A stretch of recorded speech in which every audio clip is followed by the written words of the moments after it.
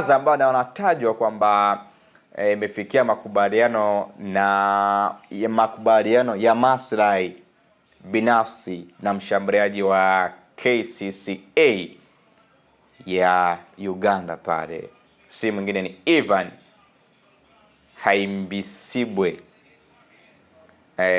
Azam na KCCA nasema almost deal ndani.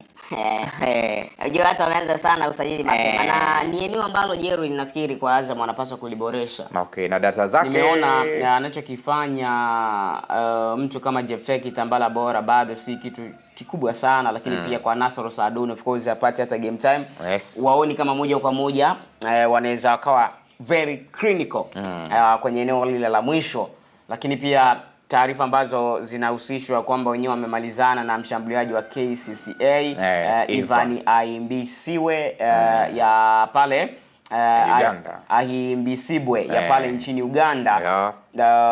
Ni taarifa ambayo ni nzuri, lakini pia namba zake unajua lazima tuziangalie.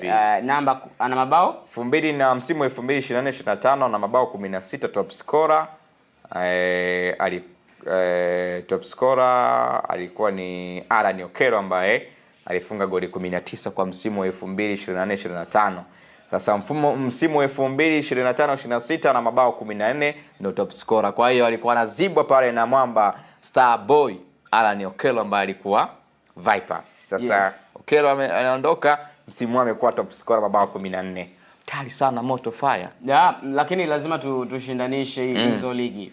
Ligi ya Uganda pamoja na ligi ya Tanzania. Ingawa inaweza isigaji sana. Kama mshambuliaji ni mzuri tu. Anaweza akawa amefunga mabao 9 kule ile ligi ya Tanzania moto kaja ukawaka. Lakini pia kwa klabu kama Azam huenda akawa ni mshambuliaji mzuri.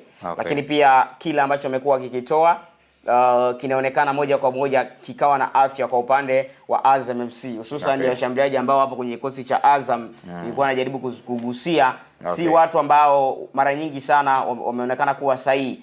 Ndio maana kuna nyakati mwalimu imekuwa kimlazimu kwenda hata na force number 9. Yaani mwenyewe Florent Ibenge hawaamini washambuliaji wake kwa 100%. Jeff Cheki Tambara Bora na Nasoro Saadun, Jackie Usingita bado hawaonekani kama moja kwa moja wanakuwa sharpness. Wanakuwa very clinical kwenye eneo la mwisho, wana makosa ya hapa na pale na moja kwa moja yamekuwa yakiathiri performance ya Azam. Kuna michezo Azam FC anatoa sare bila kufungana, lakini nafasi zimetengenezwa. Kwa nafasi kama zinatengenezwa na watu wanashindwa kuzitumia, huenda wakawa wameona sasa Ivan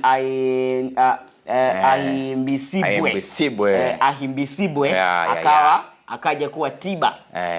Bado ni mchezaji ambaye namba zake ni nzuri kama zinambeba. Namba zinambeba hususan pia kwenye ligi ya Uganda. Inaonekana msimu huu imekuwa ngumu sana, lakini huenda ni mchezaji akawa bado ni mzuri sana. Sijamfuatilia sana, lakini namba sometimes huwa zinaongea uhalisia wa kile mtu alichonacho. Sahihi. Kunaweza kusema kwa misimu ya hivi karibuni kama 7 hivi Azam hajabahatika kuwa na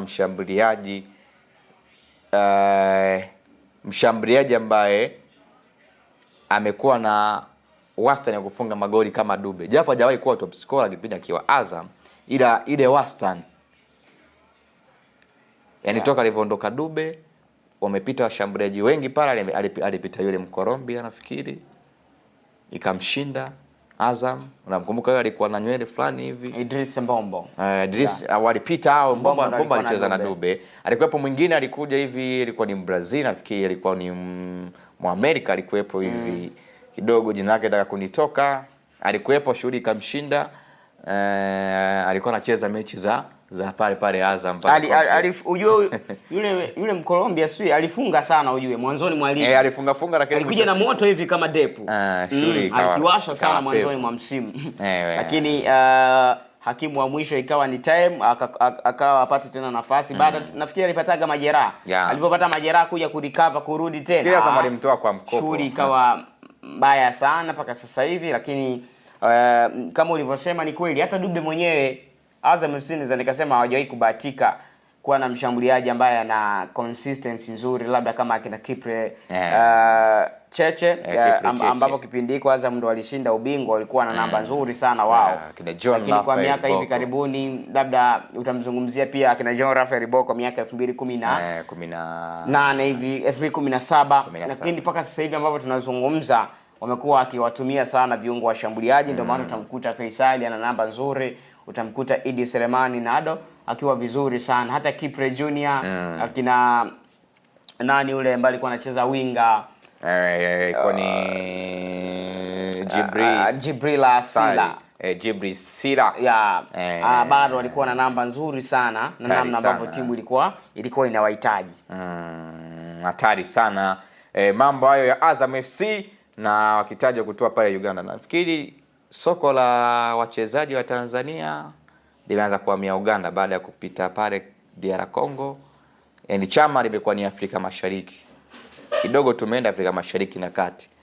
Congo, Uganda, Kenya mara kidogo lakini wengi ni kutoka Afrika Kusini tunagusa kiaina. Rwanda tulienda shule kawa pevu. Sasa hivi tupo humo.